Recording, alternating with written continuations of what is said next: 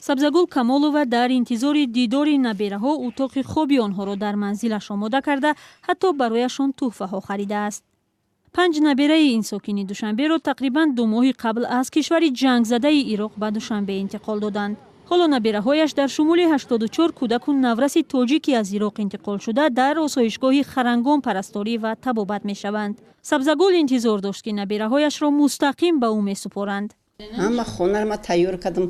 духтарчам ки гуфт надонистам куҷорам чӣ гирем, шаҳрӣ гирифтам, хонаи дам кардам, хонаи хушрӯ кардам, то ҳатто авқотое тайёр кардам ки ҳози кӯдако мебинам. кӯдакоро ман хеле авқот карда тайёр кардам мечиём шабона. ки шукр овардан, ҷои тинҷи ҳамон овардан, шукронаи худо мекунем, шукронаи давлат мо мекунем ки раҳми моро хурда кӯдакомона гирифтан овардан. барои бачаҳо ин хона ҷудо кардагим ки бачаҳо ҷудо хо миранд, иҷа духтарако қати хидм хо миранд дар хона.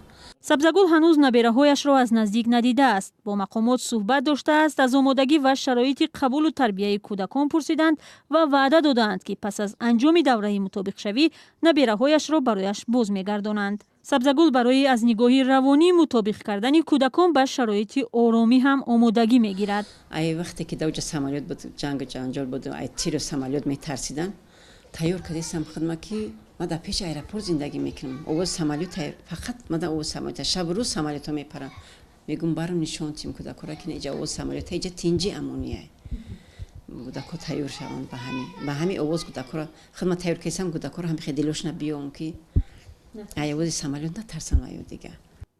мақомоти тоҷик мегӯянд марҳилаи аввали барқароршавии кӯдакони аз минтақаҳои ҷангзада баргардонидашуда ба анҷом расидааст ва қарор аст сар аз ҳафтаи оянда интиқоли ин атфол ба муассисаҳои дигар ва хонаҳои хешу-табор шурӯъ шавад. шодихон ҷамшед, муовини вазири тандурустии Тоҷикистон гуфт ҳафтаи оянда бояд кӯдакон мавзеи харангонро тарк кунанд, вале феълан танҳо атфоли хурдсол ба эҳтимоли зиёд то 3 солаҳо бо санадҳои зарурӣ ба хешовандони наздик дода мешаванд. кӯдакони синни мактабӣ ба тарбияи муассисаҳои таълимӣ ва ятимхонаҳо фаро гирифта мешаванд. равоншиносон таъкид мекунанд ки кӯдакони баргардонидашуда бояд дар оилаҳо парасторӣ шаванд ва аз ҳамдигар дур карда нашаванд. ин ҷараёни мутобиқшавии кӯдаконро ба муҳити дигар мушкил мекардааст. дар ин маврид кумитаи байналмилалии салиби сурх ба мақомоти Тоҷикистон тавсияҳои худро ироа кардааст.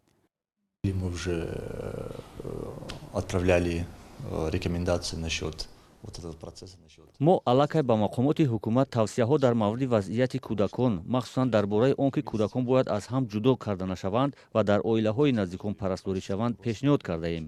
ҳамчунин барои кӯдакон муҳим будани дастгирӣ аз сӯи наздиконашон ва дар идома бо онҳо кор карданро таъкид кардем. Дальше работать с ними. ба иттилои созмонҳои байналмилалӣ аз 84 кӯдаку наврасе ки ҳудудан 2 моҳи қабл аз зиндонҳои Ироқ баргардонида шуданд, 60% аз 5 сола поинанд ва ба муҳити осоишта мутобиқ кардани онҳо осон аст.